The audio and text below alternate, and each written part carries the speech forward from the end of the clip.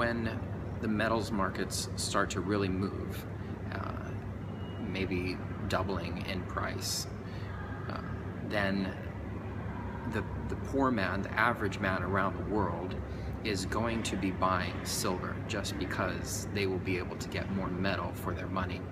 Silver is often called the poor man's gold, and when even at prices of 1,200 right now per ounce for gold, it's a bit expensive for people to come in and buy. So the first choice is going to be for the average person to start getting silver. And so this is one of the reasons why I believe in percentage terms that silver is going to outpace gold when we get to that point. And there are many, many more poor people than rich people in the world.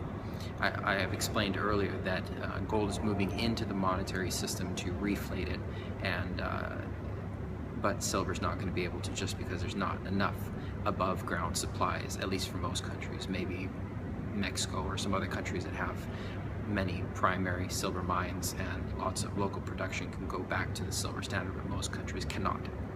Anyway, when the poor man moves in, they're going to probably come into the silver market rather than the gold market, just because of the price points.